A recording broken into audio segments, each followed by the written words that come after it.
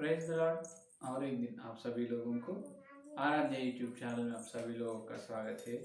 आइए आज परमेश्वर का वचन अपन ध्यान करेंगे। जो अपन श्रेष्ठ गीत आज के दिन जो मूल वचन के लिए श्रेष्ठ गीत में जाएंगे।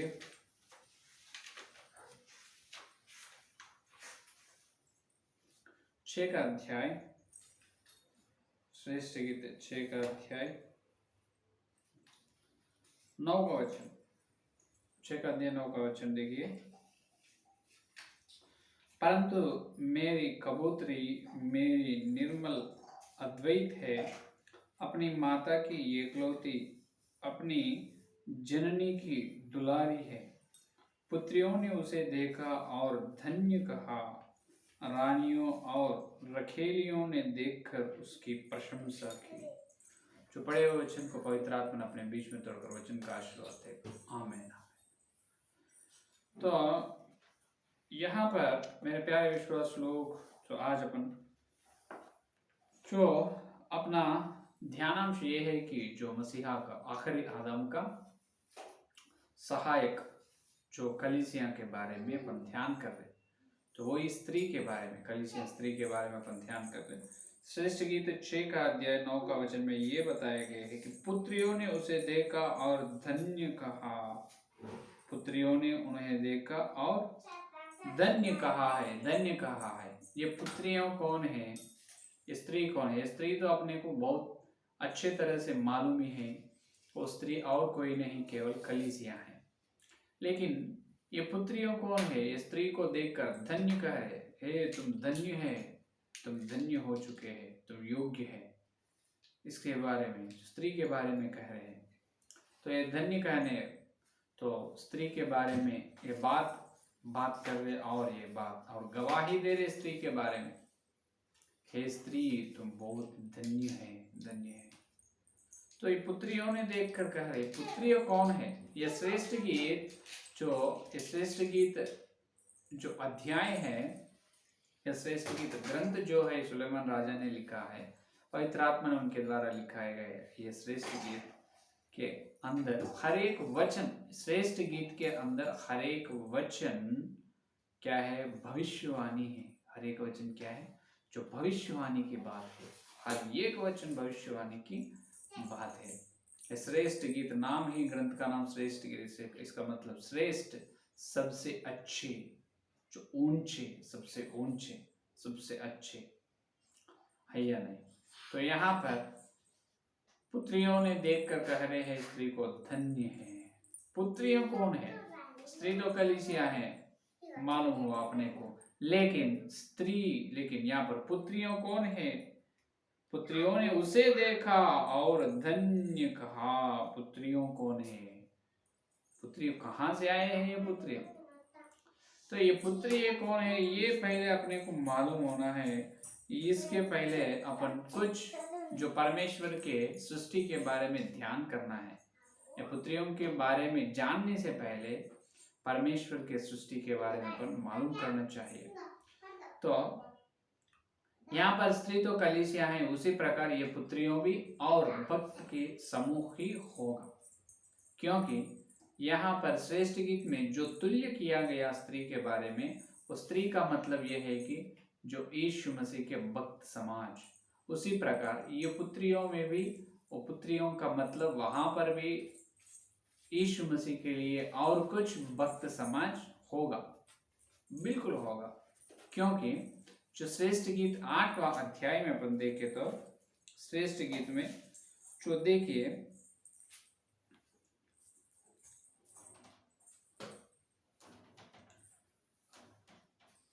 यहाँ देखो, ये 6 का अध्याय 8वां वचन, 8वां अध्याय नहीं, सॉरी 8वां वचन में देखे तो वहां 60 रानियों और 80 रखेलियां और असंख्य कुमारियां भी है। हालेलुया।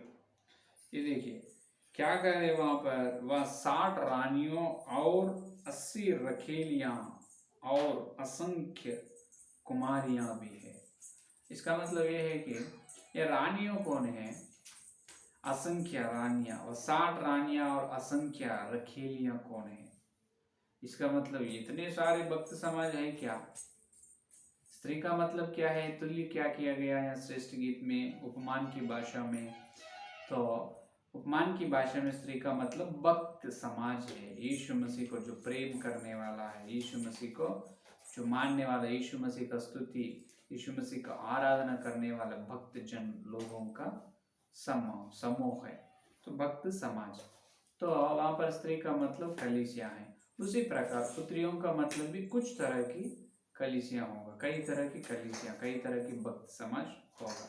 ठीक है, लेकिन 8वें वचन में तो 80 रानियों हैं, 60 रानियों हैं और 80 रखेलिया है। ये कौन है?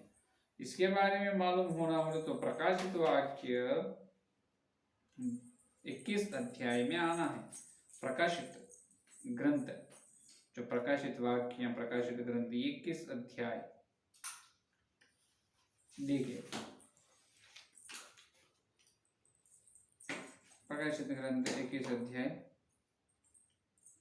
2 वचन। फिर मैंने पवित्र नगर नए यरूशलेम को स्वर्ग पर से परमेश्वर के पास से उतरते देखा, और वह उस दुल्हन के समान थी जो अपने पति के लिए श्रृंगार किए हो। हालेलुया। यहाँ पर क्या दिखाई दे रही है? दुल्हन दिखाई दे रही, यीशु मसीह को ब्याह करने वाले दुल्हन। यहाँ पर दुल्हन के बारे में क्या बताया गया? केवल सिर्फ ये बताया गया है कि दुल्हन के बारे में, तो जो यरूशलेम का शहर क्या है, जो यरूशलेम का शहर बताया गया, और वहां पर जो कलीसिया के बारे में भी बताया गया। क्या गया?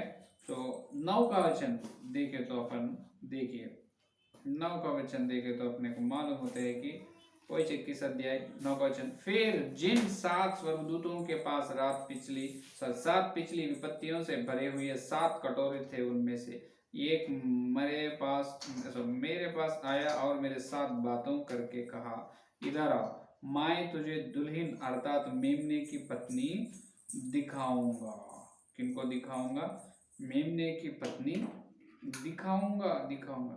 ये मेमने की पत्नी कौन है? जो जिनके नाम जीव ग्रंथ पर लिखा हुआ है, उन्होंने यह मेमने की पत्नी के समूह में है, जो भक्त समूह में है। ये भक्त लोग है या नहीं? और अच्छे तरह से अपन देखें तो यहाँ पर अपने को दिखाई देते हैं कि देखिए 24 वचन, 21 अध्याय 24 वचन में, और जाति जाति के लोग उसकी ज्योति में चले फिरेंगे, और पृथ्वी के राजा अपने अपने तेज का सामान उसमें लाएंगे, और उसके फाटक दिन को कभी बंद ना होगी और रात वहां ना होगी। देखो किन के बारे में कह रहे हैं? जो कलीसिया के बारे में कह रहे। तो 21 प्रकाशित वाक्य 21 अध्याय में ये कह रहे हैं कि कलीसिया के बारे में, स्त्री के बारे में तुल्य किया गया, और यरूशलेम शहर दिखाई दे रहे। वहां पर 12 नेव है जो ऊपर से उतरते हुए, पहला 2 वचन में। लेकिन 8वां और 9 का और 10वां वचन में अपन, 9 या 10वां वचन में अपन देखे तो एक स्त्री दिखाई दे रही। प्रकाशित अध्याय वहां पर श्रेष्ठ गीत में भी एक स्त्री दिखाई दे रही, बिल्कुल है या नहीं? तो ये स्त्री कौन है? ये स्त्री ही कलीसिया है, क्योंकि ये लोग हैं जो मेमने के लोहू से उनके पापों की क्षमा कर ली है और उद्धार पाए हैं। उन्होंने ही है जो उद्धार पाए हैं, वो लोगों का भक्त समूह है, ये समाज, भक्त समूह या समाज ही एक कलीसिया स्त्री है। तो वहां पर 60 रानियां हैं और 80 रखेलियां हैं। उन्होंने कौन है और पुत्रियां कौन है? इसके बारे में अपन जान लें, इसके बारे में अपन जानना चाहते हो तो उससे पहले अपन परमेश्वर का सृष्टि के बारे में पहले देखना पड़ेगा। तो परमेश्वर ने इस सृष्टि को किस प्रकार से की है, इब्रियों की पत्री 1 अध्याय 2 वचन में अपने को मालूम होता है। इब्रियों की पत्री 1 अध्याय 2 वचन में देखो, इन दिनों के अंत में हमसे पुत्र के द्वारा बातें की, जिसे उसने सारी वस्तुओं का वारिस ठहराया और उसी के द्वारा उसने सारी सृष्टि रची है। Hallelujah hallelujah. क्या रची है? सारी सृष्टि रची है। किनके द्वारा? यीशु मसीह, उनके बेटा, जो परमेश्वर ने उनके बेटा यीशु मसीह के द्वारा क्या किया? सारे सृष्टि को रचेगी। सारी सृष्टि है या नहीं? सारा सारा सारी बहुवचन है, इसका मतलब बहुत सारी सृष्टि किया है। एक सृष्टि नहीं, बहुत सारी सृष्टि किया है या नहीं? तो वो बहुत सारी सृष्टि कैसे है? यही बात इब्रियों की पत्री 11 अध्याय में भी अपने को 30वां वचन में बता दे। यही वचन इब्रियों की पत्र 11 अध्याय और 3 का 3रा वचन में भी है। विश्वास ही से हम जान जाते हैं कि सारी सृष्टि की रचना परमेश्वर के वचन के द्वारा हुई। हालेलुया। परमेश्वर के वचन के द्वारा क्या हुई? सारी सृष्टि की रचना हुई। तो सारी सृष्टि का मतलब क्या है? इसका मतलब एक जो अपन धरती पर है, तो एक धरती सृष्टि है। ये धरती और पंचभूत का निर्माण, ये सब कुछ जो परमेश्वर ने जो किया है, ये सृष्टि एक है। इस तरह की एक हजारों और करोड़ों सृष्टि है परमेश्वर ने किया। ये धरती के जैसा सृष्टि, ये करोड़ों संसारों की सृष्टि परमेश्वर ने किया है। वो है सारी सृष्टि, और गिन नहीं सकते कितना है। 1 लाख है, 2 लाख है, 1 करोड़ है, 2 करोड़, मालूम नहीं। असंख्यक, जो असंख्यक सृष्टि, असंख्यक संसार, परमेश्वर ने असंख्यक सृष्टि को निर्माण किया। तो पहले परमेश्वर ने इस प्रकार परमेश्वर का सृष्टि के बारे में अपन मालूम करने से पहले ये देखना है अपने को। पहले एक सोलर सिस्टम है, इसका मतलब एक सूरज का जो फैमिली, एक सूरज का परिवार एक है या नहीं? उसमें सूरज का एक सूरज है, तारे, बड़े तारा है या नहीं? बड़े तारे सूरज है, और तारे के और सितारे को और जो प्रदक्षिण करने वाले तारे के और फिरने वाले 9 तरह के क्या है? ग्रह है। 9 तरह के ग्रह है। 9 ग्रह भी क्या कर रहे? पूरे 9 ग्रह भी ये सूरज के और सूरज के गोल से, सूरज के चारों ओर गोल से फिर रहे हैं हर दिन। ये है पूरा, ये 9 ग्रह को मिलाकर क्या कहते हैं? पहला सूरज के चारों ओर और 8 ग्रह है या नहीं? तो ये पूरा मिलकर क्या कहते हैं? इसे एक सूरज का परिवार कहते हैं। सूरज का परिवार कर सकते हैं, इसका मतलब एक सोलर फैमिली है या नहीं? एक सोलर फैमिली। तो ये 9 ग्रहों पे 9 ग्रह है, वो 9 ग्रहों पर कौन सा भी ग्रह में अपन जीवन नहीं कर सकते, केवल धरती पे जीवन कर सकते। ये चंद्र है, चांद वहां पर जा सकते क्या? बिल्कुल नहीं। निवास कर जा सकते, निवास नहीं करते सूरज पर, बिल्कुल नहीं। और कुछ ग्रह पर कहाँ भी जा नहीं सके, कहाँ भी अपन निवास नहीं हो सकते हैं, केवल धरती पर ही अपन निवास हो सकते हैं। यह धरती का ग्रह केवल निवास होने के लिए, इसका मतलब यहाँ पर जीने के लिए, अपन रहने के लिए, अपना मकान यहाँ पर अपन मकान करने के लिए यीशु मसीह ने ये धरती को सृष्टि की। तो ये धरती सबसे छोटा ग्रह है, सबसे छोटी, बहुत छोटी ग्रह है। इन 9 ग्रहों में धरती बहुत छोटे। इन 9 ग्रह ने सूरज के चारों ओर फिरते रहते हैं हमेशा गोल से, है या नहीं? तो इसको सूरज का परिवार कहते हैं। उसी प्रकार और 13 सूरज का परिवार है। इसका मतलब जैसा एक धरती, एक और उसके साथ धरती और उसके साथ पूरा 9 ग्रह सूरज के गोल से घूम रहे हैं हर दिन, उसी प्रकार और 13 नौ नौ नौ नौ ग्रह ने और 13 सूरज के चारों ओर और 13 सूरज से गोल घूम रहे हैं। मालूम है ये बात? जैसा अपना धरती और 9 ग्रह सूरज के पीछे या सूरज के पीछे गोल से घूम रहे हैं, उसी प्रकार और 9 तरह के ग्रह, और वहां पर और एक सूरज है, और वो 9 ग्रह सूरज के चारों ओर गोल से घूम रहे हैं। ऐसा पूरा 13 सूरज हैं। अपना सूरज और ये 9 ग्रह को छोड़कर और 13 सूरज और 13 9 तरह के 9 ग्रह उनके उनके सूरज के पीछे गोल से घूम रहे हैं। ये पूरा 14 है पूरा अपना सृष्टि, और बाकी 13 सूरज और 13 सूरज की चारों से और चारों तरफ से घूमने वाले वो ग्रह। ये पूरा कितना हुआ? 13 और 1 14। ये पूरा 14 पहले सूरज का परिवार। ये 14 सूरज का, ये 14 सूरज का परिवारों को मिलाकर ये तारे का परिवार कहते हैं। क्या कहते हैं? एक तारे का परिवार है या नहीं? पहले सूरज का परिवार एक ही सोलर सिस्टम, बाद में 14 उसे मिला है, 14 सोलर सिस्टम्स आर कार्ड है।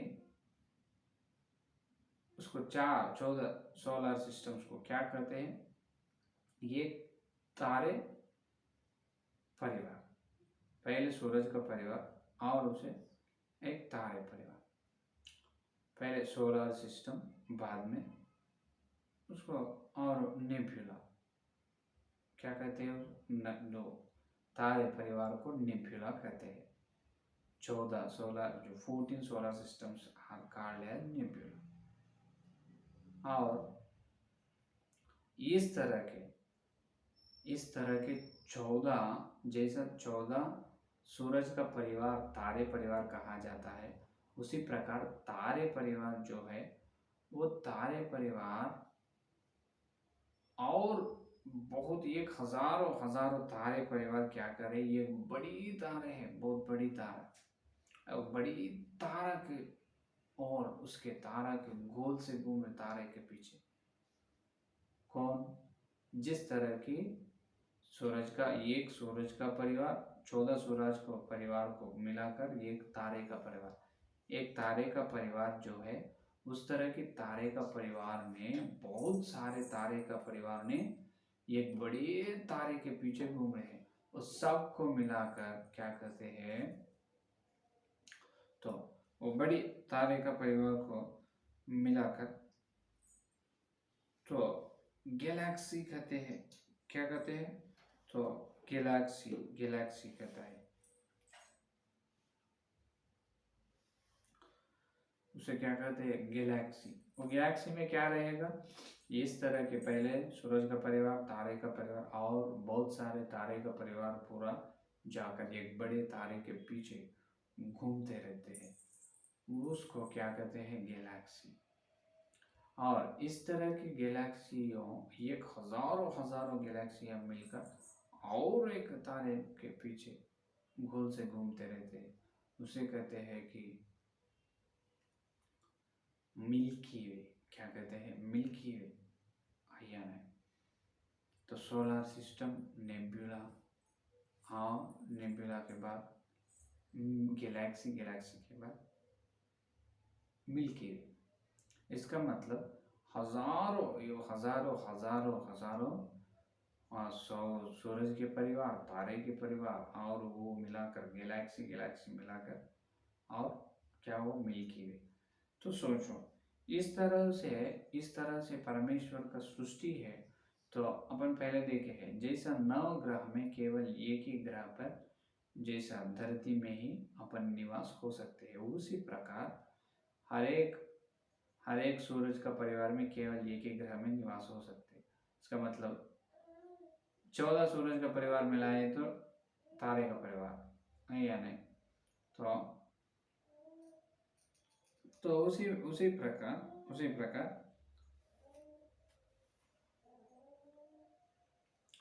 और 14 सूरज का परिवार मिलकर तारे का परिवार। वो तारे का परिवारों में 14 पे मिले तो 14 सूरज का परिवार मिले तो एक तारे का परिवार। इसका मतलब वो एक तारे का परिवार में केवल 14 ग्रहों पर ही कौन रह सकते, केवल जो जीने के लिए मनुष्य रह सकते है या नहीं। उसी प्रकार ये तारे का परिवार एक हजारों वो मिलकर गैलेक्सी और मिलकर क्या हो, मिल्की वे है या नहीं। इस प्रकार हुआ। इसका मतलब ये विश्व में परमेश्वर का विश्व जो सारे सृष्टि में ये जहाँ पर एक एक सोलर के सिस्टम पर, जहाँ पर एक एक सोलर फैमिली और सोलर सिस्टम एक एक नेब्युला में जैसा निवास रहते हैं, जो भक्त लोग, जो मनुष्य लोग, उसे कहते हैं अंतरिक्ष के वासी। यहाँ पर नहीं है या नहीं। तो अपन जो धरती में है ये पूरा नवग्रह को मिलकर एक सोलर सिस्टम, एक सूरज का परिवार कह रहे हैं, है या नहीं। तो उसी प्रकार सारे विश्व में उस तरह के सूरज का फैमिली है, तारे का फैमिली है या नहीं। उसी प्रकार नेब्युला है और गैलेक्सी मिल्की वे है।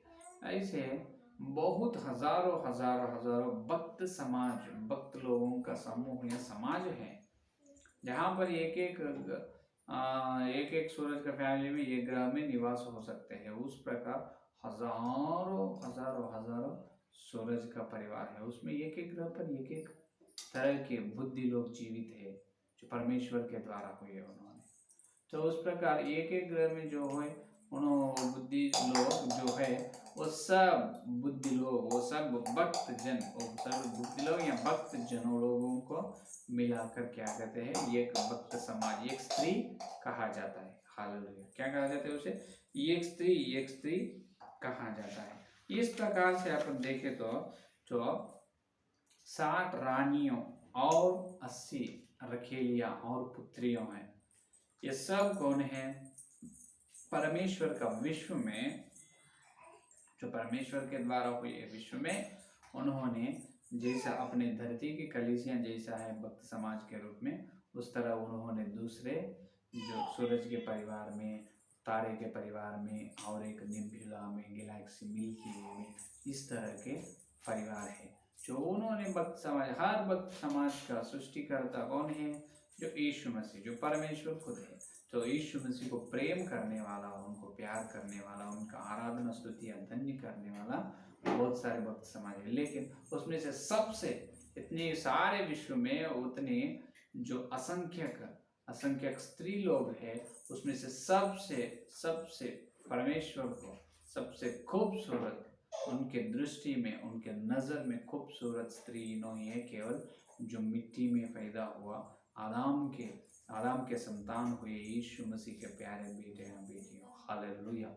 जो उद्धार पाए हैं, जो कलीसिया केवल अपन ही जो परमेश्वर को बहुत प्रेमी है, बहुत अपन वो अपने को, जो कलीसिया परमेश्वर को ब्याह करने वाले हैं, और सारे विश्व में जितने कलीसिया हैं, हजारों कलीसिया, हजारों भक्त समूह, भक्त समाज है, और कोई भी मेमने को ब्याह नहीं कर सकते। लेकिन ये धरती पे पैदा हुए यीशु मसीह के लोगों के द्वारा उनके जन्म कर्म पापों को क्षमा लिए और नरक से छुड़ा लिए, उन्होंने उद्धार पाए हैं। केवल उन्होंने ही जो मेमने के ब्याह में रहते हैं, जो यीशु मसीह का ब्याह कर लेते हैं। हालेलुया। देखो कितने बड़े आशीर्वाद, कितने बड़े आशीर्वाद। इस तरह के आशीर्वाद और कहाँ भी किसी को भी नहीं। इसीलिए प्रकाशित ग्रंथ 19 अध्याय में, प्रकाशित ग्रंथ 19 अध्याय 7वां वचन देखिए, 19 और 7। आओ हम आनंदित और मग्न हो और उसकी स्तुति करें, क्योंकि मेमने का ब्याह आ पहुंचा और उसकी पत्नी ने अपने आप को तैयार कर लिया। हालेलुया। देखो, आओ मेमने का ब्याह समय आ पहुंचा। देखो, मेमने का ब्याह समय में कौन है? इन्होंने, और उसकी पत्नी ने अपने आप को तैयार कर लिया। देखो, तैयार कर लिया। मेमने का समय आ चुका है। जब पुत्रियों ने कहते हैं सारे ये पुत्रियों और 60 रानियों 80 रखेलियों इन सब कहते हे स्त्री तुम धन्य हो, तुम धन्य है क्योंकि मेमने को तुम ब्याह कर ले। ये इतनी बड़ी जो इतनी आशीर्वाद, इतनी आनंद के आशीर्वाद और कोई स्त्री को नहीं, केवल अपने को ही है। केवल कलीसिया ये धरती में फैले हुए अपने को ही है और किसी को नहीं, और किसी को नहीं। उन्होंने स्वर्ग में, इसका मतलब जो अंतरिक्ष में जो बुद्धि लोग हैं, ज्ञान लोग हैं, अपने से बढ़कर ज्ञान में है, अपने से बड़ी स्तुति आराधना करते, उनके अंदर पाप नियम भी नहीं, अपने अंदर पाप नियम है, लेकिन उनको किसी को भी यीशु मसीह ने शादी ना कर ले। उनको प्रेम है यीशु मसीह को, वो भक्त समाज पर है, बहुत प्रेम बहुत प्यार है, लेकिन ब्याह करने का उतना नहीं, ब्याह नहीं कर सके उन्होंने। केवल सिर्फ जो धरती पर हुए, जो पैदा हुए और यीशु मसीह के लोगों द्वारा उद्धार पाए, बपतिस्म लिए है, यीशु मसीह के लिए जो सत्य के लिए ठहरे हैं, केवल उनके वो कलीसिया को वो अपने लिए, केवल अपने लिए अपने यीशु मसीह को ब्याह कर सकते हैं। मिट्टी से पैदा हुआ, मिट्टी में पैदा हुआ यही लोग यीशु मसीह को ब्याह कर सकते हैं। इतनी बड़ी बड़ी बड़ी आशीर्वाद प्रभु अपने को दे रहे हैं। तो इसीलिए वहां पर पुत्रियों का मतलब कौन है? सारे परमेश्वर ने केवल ये अपनी सृष्टि नहीं, सारी सृष्टि की, वो सारी सृष्टि में सूरज का सोलर सिस्टम में है और नेबुला है, गैलेक्सी है, मिल्की वे है, इस प्रकार सूरज का परिवार, तारे का परिवार है या नहीं, इस प्रकार नेबुला, मिल्की वे, तो बहुत हजारों हजारों हजारों संसार, हजारों सृष्टि की परमेश्वर ने सारी सृष्टि, हजारों संसारों की सृष्टि की। तो एक एक सूरज का परिवार में एक एक ग्रह पर जो निवास होने के लिए योग्य बनाया है, एक ग्रह को, सारे ग्रहों ने, एक 9 ग्रह में केवल एक ग्रह को यीशु मसीह ने जो रहने के लिए योग्य बनाया। उस प्रकार एक एक ग्रह में जीवित हुए जो अंतरिक्ष के वासियों हैं, वो सब लोग विश्व के बादशाह, जो विश्व के मालिक, जो यीशु मसीह को प्यार करते हैं, यीशु मसीह भी उनको प्यार करते हैं। तो एक एक ग्रह पर जो यीशु मसीह को स्तुतियां धन्य कहने वाले भक्त लोग हैं ना, वो भक्त समाज को एक स्त्री के रूप में तुल्य किया गया है। उपमान की भाषा में स्त्री का मतलब भक्त समाज है या नहीं। तो वहां पर दिखाई दे रहे पुत्रियों ने, वहां पर 60 रानियों और 80 रखेलियां या पुत्रियों, ये सभी लोग जो विश्व में यीशु मसीह को प्रेम करने वाला भक्त समाज है। लेकिन ये भक्त समाज के ये एक भक्त समाज, एक स्त्री, ये कोई भी स्त्री यीशु मसीह को ब्याह नहीं कर सकते हैं। केवल सिर्फ ये धरती से जो स्वर्ग में चलते हैं वही स्त्री, कलीसिया ही यीशु मसीह को ब्याह कर सकते हैं। ये है वहां पर असली सच्चाई। पुत्रियां ने उस स्त्री को धन्य कहे। क्या कहे? पुत्रियां ने स्त्री को धन्य कहे। हालेलुया, हैया। तो ये है आज का संदेश, और कल का संदेश में अपन इसे और वचन के गहराई में और कलीसिया के बारे में अपन ध्यान करेंगे। तो आइए प्रार्थना करेंगे। स्तुति स्तुति स्तुति, धन्यवाद धन्यवाद धन्यवाद करते हुए प्रभु जी, और एक दिन प्रभु इस दिन के इस समय में प्रभु आप श्रेष्ठ गीत के द्वारा जो कलीसिया के बारे में हमको बताए प्रभु, सारे विश्व में जो कितने भक्त समाज है, भक्त समूह है, और हर सारे विश्व में जो सबसे ऊंचे, केवल जो मिट्टी से पैदा हुआ एक कलीसिया को तुम ऊंचे स्थान दिए प्रभु, जो मेमने को ब्याह करने के लिए प्रभु हमको योग्य बना रहे हैं। परमपिता आपको धन्यवाद, यीशु मसीह आपको धन्यवाद, जो इतनी बड़ी आशीर्वाद है। कोई भी आपको ब्याह नहीं कर सके प्रभु, केवल हम कर सकते हैं, क्योंकि हम के लिए, हमारे लिए तुम जो हो क्रूस पर दिए प्रभु, इसीलिए धन्यवाद धन्यवाद प्रभु। हम जो सुने वचन, जो वचन का संदेश हमारे अंदर जितने लोग सुने वाले उनके अंदर संदेश को फल फलाओ प्रभु, हर दिन जो संदेश सुन रहे हैं उनके अंदर फल फलाओ प्रभु। कल मिलते जब इतनी बड़ी वचन की गहराई में मिलने का अनुग्रह दे प्रभु। ये सारी प्रार्थना की यीशु मसीह के नाम पर मांगते हैं, आमीन। परमेश्वर का प्रेम, मसीहा का अनुग्रह, पवित्र आत्मा की सहभागिता यदि लेगा प्रभु आने तक सारे भक्तजन को प्रत्येक रूप से हर दिन वचन सुनने वालों को सदा साथ रहेगा। आमीन आमीन आमीन। Praise the Lord. धन्यवाद। कल मिलेंगे।